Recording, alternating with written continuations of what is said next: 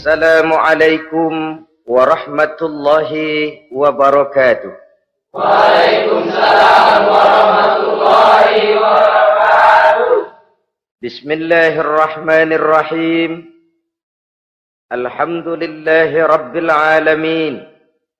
Wassalatu wassalamu ala ashrafil anbiya'i wal mursalin, imamil muttaqin, sayyidil ghurril muhajjalin, sayyidina wa maulana Muhammadin wa ala alihi wa ashabihil mujahidin at-tahirin, amma ba'du. Saudara-saudara kaum muslimin rahimakumullah. Dalam kehidupan ini, pada satu sisi memang kita harus melaksanakan berbagai kegiatan amal ibadah. Tetapi pada sisi lain, kita juga harus menjaga jangan sampai amal ibadah yang sudah kita kerjakan itu dihancurkan oleh sikap kita sendiri. Bahwa kita sudah sholat, alhamdulillah. Bahwa kita sudah zakat dan memberikan sedekah, syukur. Bahwa kita sudah melaksanakan ibadah haji, thayyib. Apakah dengan demikian amal kita sudah menjadi banyak? Nanti dulu. Jangan berbangga hati dan puas diri. Pada kesempatan yang berbahagia ini, saya ingin menyampaikan satu hadis yang diriwayatkan oleh Imam Ad-Dailami, di mana Rasulullah sallallahu alaihi wasallam pernah bersabda, "Sittatu asya'in tuhbitul a'mal." Ada 6 perkara yang bisa menghancurkan amal yang sudah kita kerjakan.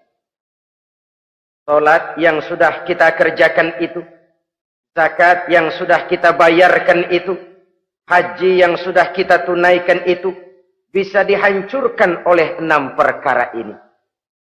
Nanti di akhirat, pada saat setiap orang menunggu pahala dari ganjaran amal yang ia kerjakan di dunia ini, kita menanti dan menanti, ya Rabb, mana amal kebaikan saya? Mana pahala kebajikan yang saya lakukan? Hasilnya tidak ada. Amal yang kita kerjakan dihancurkan oleh sifat-sifat yang akan kita kemukakan pada pertemuan kali ini. Yang pertama yang bisa menghancurkan amal adalah al-istighalu bi'uyubil khalqi. Orang yang terlalu sibuk mencari-cari aib dan kekurangan pada diri orang lain. Habis waktunya hanya untuk mengorek-ngorek celah orang, sementara ia lupa pada aib dan celak dirinya sendiri. Sifat seperti ini menghancurkan amal yang sudah kita kerjakan. Sedangkan baginda Nabi mengajarkan, tuba liman syaghalahu aibuhu an uyubin nas. Beruntunglah orang yang kekurangan pada dirinya menyebabkan dia sibuk sampai ia tidak sempat mencari-cari aib dan kekurangan pada diri orang lain. Saudara-saudara kaum muslimin rahimakumullah. Sibuk mencari aib orang tentu bukan dengan tujuan positif. Latar belakangnya kadang-kadang karena jealous, karena hasud, kecemburuan sosial. Sore, pagi, siang, malam kita korek-korek kesalahan orang dengan target hancur martabatnya, jatuh kehormatan dirinya, hilang nama baiknya. Dilupakan dan terisolir dari tengah-tengah masyarakat. Perbuatan yang demikian sungguh terlalu amat sangat kejam. Salat kita, puasa kita, haji kita bisa dihancurkan jikalau kita terlalu sibuk mencari-cari aib orang lain. Muslim dengan muslim itu bersaudara. Kalau kita menganggap muslim yang lain adalah saudara kita, maka aibnya adalah aib kita. Kekurangannya juga adalah kekurangan kita. Pada saat kita melihat pada dirinya terdapat kekurangan, tugas kitalah menutupi. Ini yang dijamin oleh Nabi, man satara musliman satarahullahu fid dunya wal akhirah. Siapa yang menutupi aib dan celak orang-orang beriman, Allah akan menutupi aib dan celaknya di hari akhirat nanti. Zaman sekarang, zaman gosip. Zaman sekarang, zaman isu. Sehingga hal yang 1 meter pun dapat jadi 5 meter. Yang 5 meter dapat saja menjadi 10 meter. Kita sibuk membumbui hal-hal yang kita tidak tahu duduk perkara yang sebenarnya.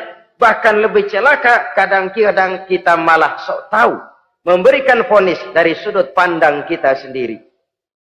Adalah tidak bijaksana jika kita mengukur baju orang lain dengan badan sendiri. Baju orang lain kita ukur pakai badan kita. Tentu saja enggak pas. Begitulah. Terlalu sibuk mencari-cari aib orang lain. Menghancurkan amal ibadah yang sudah kita kerjakan. Na'udzubillah summa na'udzubillah. Kadang-kadang hadir majelis taklim di pengajian. Ngaji setengah jam. Ngomongin orang 2 jam setengah. Tekor, defisit. Belum bergeser dari majelis taklim. Ini kan penyakit rohani. Di mana kedudukan kita antara sesama muslim bagaikan satu tubuh. Kalau yang satu sakit, yang lain ikut merasakan sakit. Yang satu terhina, yang lain ikut merasakan terhina. Jadi pada saat kita melihat aib orang lain, kita ceritakan di mana-mana, kita bongkar di mana-mana, tentu satu hal yang jelas, kita tidak senang kepada orang itu. Kita tidak senang kepada orang itu. Dan kalau sudah tidak senang, maka fungsi persaudaraan bisa berubah menjadi permusuhan. Oleh sebab itu, kalau ada 2 orang berselisih, boleh kita bohong untuk mendamaikan 2 orang tadi. Misalnya si A sama si B berantem nih, jengkel, marah-marahan. Saudara datang ke rumah si A. A, saya dengar kamu lagi marahan sama B.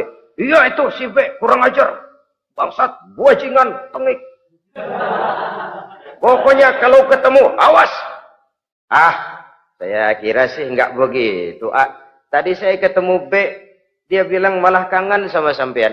Dia pengen ketemu. Ingat masa lalu zaman sebantal berdua, sebatang rokok berdua. Dia kangen pengen ketemu. Padahal si B enggak ngomong apa-apa sama saya. Saya olah sedemikian rupa sampai si A tenang.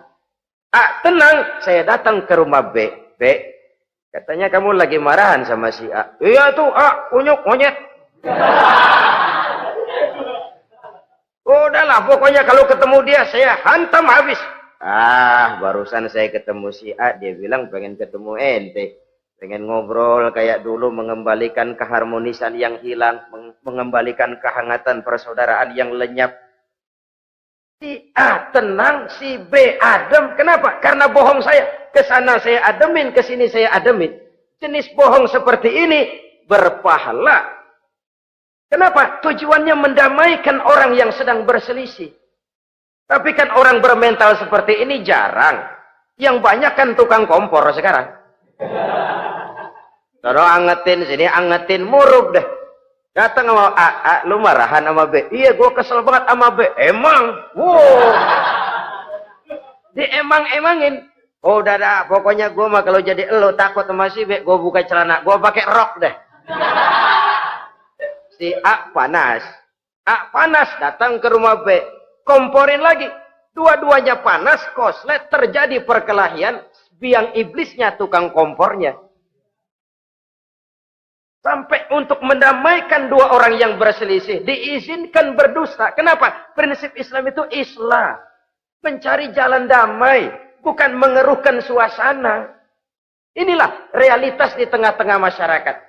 Enakan ngomporin daripada nyiramin. Enakan manasin daripada mendamaikan 2 orang yang sedang berselisih. Apalagi kalau kita punya kepentingan.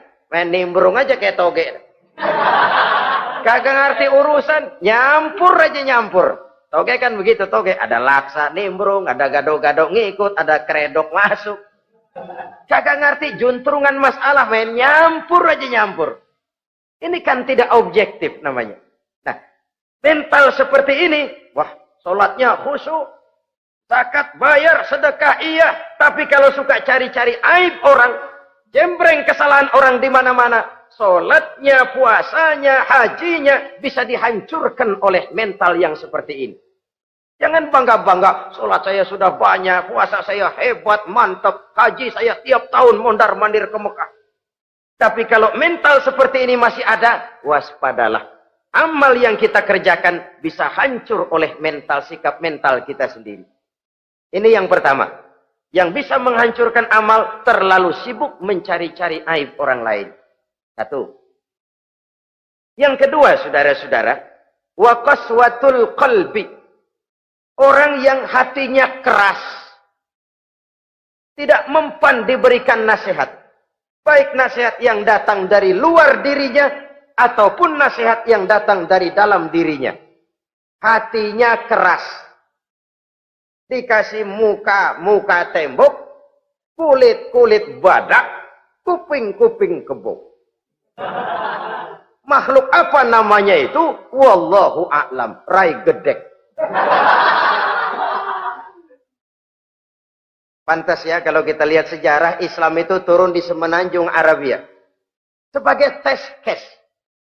Masyarakat Arab 14 abad yang lalu dikenal keras, kasar, brutal, primitif. Dari berbagai aspek kehidupan. Standar, kalau di tengah masyarakat yang begitu keras Islam berhasil, masyarakat lain lebih mudah masuk. Rasulullah diutus di Cianjur, lalu dakwahnya sukses, saya nggak kagum. Paling-paling datang Nabi ke Cianjur disambut dengan ramah. Enggak, Rasul. Ayah nama kumaha Rasul wae, ayah nama itu. Pasti aman, damai, tidak ada cerita perang. Tapi Masya Allah, turun di tengah satu struktur sosial yang keras, kasar, primitif. Menghadapi orang yang hatinya keras seperti ini. Apa prinsip kebijaksanaan yang dilaksanakan oleh Rasul dalam menerapkan syariat Islam? Pertama, at-tadrij fit tasyri'. Dalam melaksanakan syariat, prosesnya melalui tahapan. Contoh. Jahiliyah dulu itu paling senang sama mabuk. Geng. Pinteler. Oh, jahiliyah itu kalau sudah mabuk nggak cuman minum, mandi pakai arak. Subhanallah. Mandi pakai arak. Menghadapi masyarakat yang seperti ini, apa strategi syariat Islam? Mula-mula ayat yang turun. Yas'alunaka 'anil khamri wal maisir qul fihima ismun kabirun wa manafi'un linnas. Mereka bertanya kepadamu hai Muhammad tentang arak.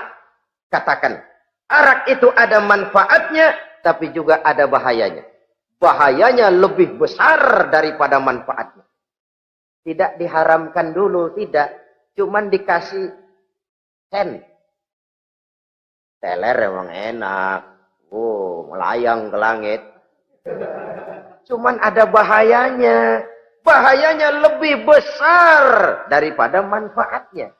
Dikasih gambaran, dikasih sen. Tidak diharamkan mutlak dulu, tidak. Bertahap dikit dulu. Nih. Urusannya begini nih. Ada manfaatnya, tapi ada bahayanya. Bahayanya lebih besar daripada manfaatnya. Jak rasio berpikir.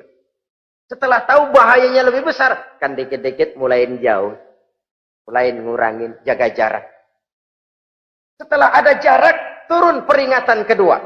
La taqrabus salata wa antum sukara. Jangan dekati sholat kalau kamu lagi mabuk. Sholat sehari semalam 5 kali. Berarti 5 kali mereka harus jaga diri. Jangan sampai mabuk. Makin jauh. Setelah jauh sekali, kira-kira tidak goyah, turun vonis. Innamal khamru wal maisir wal ansab wal azlamu rijsun min amali syaitan fajtanibu la'allakum tuflihun. Arak itu najis, kotor, perbuatan setan. Jauhi, pasti kamu akan beruntung. Baru timbul hukum haramnya. Orang udah nggak kaget. Kenapa? Pagi-pagi udah dikasih sen. Bahayanya lebih besar. Kalau sholat jangan, kalau mabuk jangan mendekati sholat. Makin jauh. Ini tahapan. Sama juga kita kan. Begitu jebrol lahirnya cuman susu ibu. Gedean dikit sang Ambon. Kan gitu. Gedean dikit pisang ulek. Gedean dikit nasi. Udah gede bener jengkol jijelin. Proses. Coba bayi begitu lahir kasih pisang batu, tenggeng. Gak kuat. menerima, belum waktunya. Ini proses yang dilaksanakan oleh strategi syariat Islam untuk mengobati penyakit qaswatul qalbi ini. Keras hati. Syariatnya bertahap. Tidak drastis. Tidak kalau sudah begitu ya mesti begitu. Tidak. Konsep kedua, taklilut takalif, menyedikitkan beban. Coba kita lihat, seluruh konsep agama, kalau kemampuan melaksanakan perintah berkurang, stressing perintahnya ikut turun. Angkat tuh beras 100 kilo. Nggak kuat pak, 30 kilo dulu deh. Ntar balik lagi, lama-lama juga habis. Ini konsep untuk mengobati qaswatul qalbi. Bertahap. Semua perintah agama itu begitu. La yukallifullahu nafsan illa wus'aha. Allah tidak memberikan beban kecuali sesuai dengan kemampuan yang dimiliki oleh seseorang. Kalau kemampuan melaksanakan perintah berkurang, stres perintahnya juga ikut menurun. Salat wajib diri. Kalau mampu. Gak bisa pak salat berdiri. Salat dengan berbaring. Kalau mampu. Berbaring gak bisa pak. Pinggang kurap. Salat pakai isyarat. Kalau mampu, pakai isyarat tidak bisa. Dalam hati, setiap kemampuan melaksanakan perintah berkurang, stres perintahnya juga menurun. Taklilut takalif, ini juga salah satu strategi mengantisipasi kerasnya hati. Nah. Konsep yang ketiga dari syariat, al-musawat bainan nas fi takalifil ahkam. Persamaan terhadap manusia di dalam berhadapan dengan hukum Allah. Kadang orang yang hatinya keras itu, logikanya jalan, ngukur suasana. Gimana sih lu? Menggrib kagak mau ke masjid? No, yang Pak Haji masih di perapatan. Yang Pak Haji disebut. Itu kan cenderung orang begitu. Kalau dia nyolong ayam, dia tunjuk orang yang nyolong kambing. Ini apologi namanya. Kenapa lo nyolong ayam? No, yang maling kambing urusin, gedean. Apologi. Lah kapan mau beres kalau begitu? Tidak introspeksi, tidak self-correction. Itu apologi. Untuk menutupi kelemahan diri, menunjuk kesalahan orang lain yang lebih besar. Itu kan nggak jantan namanya. Apologi. Tidak ada sifat untuk memperbaiki diri sendiri. Karena kecenderungan ini ada, Islam menutupi itu. Dengan apa? Semua manusia sama dalam berhadapan dengan hukum Allah. Gak ada iri hati dalam hukum Islam ini. Salat wajib. Wajib. Bagi siapa? Yang sudah balik dan mampu. Terhadap semua strata. Jenderal wajib, kopral wajib. Apalagi hansip. Tidak ada fasilitas. Wah kamu jenderal nggak apa-apa dah sembahyang setahun 2 kali. Idul Fitri aja sama Idul Adha. Enggak tuh. Semua manusia sama dalam berhadapan dengan hukum Allah. Itu yang Nabi ingatkan. Orang-orang sebelum kamu dahulu hancur. Umat-umat sebelum ini rusak binasa. Kenapa? Karena mereka kalau orang kecil berbuat salah. Hukum cepat-cepat ditegakkan. Tapi kalau yang besar berbuat salah. Mereka diam pura-pura tidak tahu. Jadi apa ini? Yang namanya mafia peradilan bukan cuma zaman ayeuna. Sejak zaman sebelum Islam Nabi sudah mengingatkan. Mereka dahulu hancur. Kenapa? Kalau orang kecil berbuat salah, hukum buru-buru ditegakkan. Rame-rame dikeroyokin. Giliran yang gede berbuat salah, diam pura-pura enggak tahu. Hukum pakai pandang bulu. Saudara-saudara kaum muslimin rahimakumullah. Oleh karena itu orang yang keras hati itu bisa merusak amalnya sendiri. Enggak mempan nasihat, rai gedek, muka-muka cuek. Baik nasihat yang dari luar maupun nasihat yang dari dalam enggak mempan. Kan dalam hidup ini ada nasihat dari luar, dari orang lain, bisa dari fenomena kehidupan. Ini juga nasihat. Oh, dia itu kaya tapi pelit. Hatinya begitu ya. Katanya menteleng. Itu kan nasihat. Itu kan nasihat. Oh, dia waktu berkuasa tapi zalim, matinya begitu. Perutnya pancung.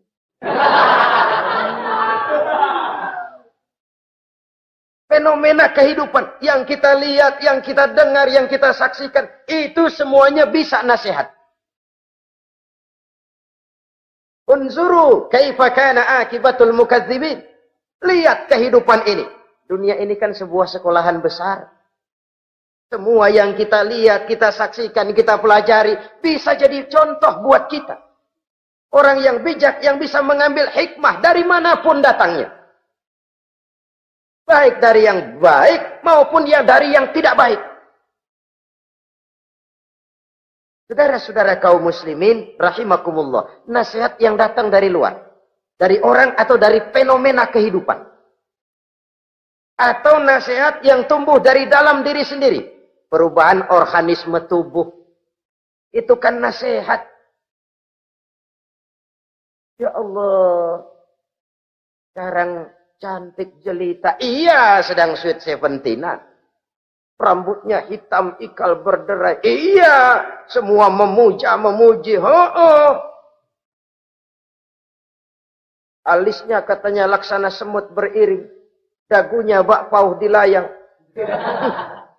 Kalau dia senyum, semua orang terpesona. Sekarang 50 tahun yang akan datang, coba senyum, kabur orang.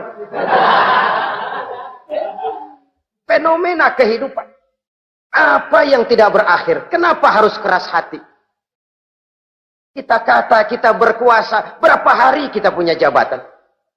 Kita kata kita kaya, berapa banyak harta kita? Kita kata kita alim, kita tahu. Apa yang kita tahu dari semesta jagat raya ini? Lalu apa yang tidak berakhir? Korun yang katanya kaya, mati itu. Fir'aun yang katanya gagah, mati. Napoleon Bonaparte, the Lion of Europe, singa daratan Eropa, mati. Saking matinya, mati.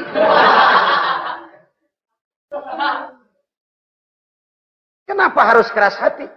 Kenapa tidak melihat perubahan fenomena alam sekitar ini? Apa yang tidak berakhir? Apa yang tidak selesai? Lalu apa yang mau kita sombongkan? Kenapa kita harus keras hati? Sehingga pantas dalam hadis kursi Allah menyatakan al-kibriya'u libasi. Sombong itu pakaianku. Manusia enggak pantas pakai pakaianku, kegedean. Pakaian Allah mau dipakai. Kalau Allah sombong, udah pantas aja udah. Kenapa? Kagak ada Tuhan lain selain dia. Udah pantas dia nyombong. Kita nyombong apaan? Oleh sebab itu, beruntung orang kalau diberikan hati yang lembut, mudah menerima kebenaran, peka terhadap kesulitan orang lain, ringan tangan memberikan pertolongan buat mereka yang memang memerlukan. Dan enggak semua orang dikasih begitu. Enggak semua orang. Lain ya, Umar bin Khattab sikapnya keras, tapi hatinya gampang menerima kebenaran. Nah, lain loh orang kayak begini. Keras sikap boleh keras, tapi hati mudah menerima kebenaran. Wah, kalau Umar kerasnya kan luar biasa. Tapi hatinya kok gampang menerima kebenaran. Ini hidayah. Coba lihat waktu berita Rasulullah meninggal dunia. Sampaikan oleh para sahabat, Umar jengkel. Cabut pedang. Siapa bilang Muhammad mati, saya tabas batang lehernya. Dia enggak siap menghadapi kenyataan. Emosinya yang jalan, bukan rasionya. Keras. Bilang deh, Muhammad meninggal. Saya tabas batang lehernya. Untung ada Sayyidina Abu Bakar. Beliau tidak bicara langsung, cuma pidato. Ayyuhan nas, man kana ya'budu Muhammadan fa inna Muhammadan qad mata. Wa man kana ya'budu Allah fa inna Allah hayyun la yamut.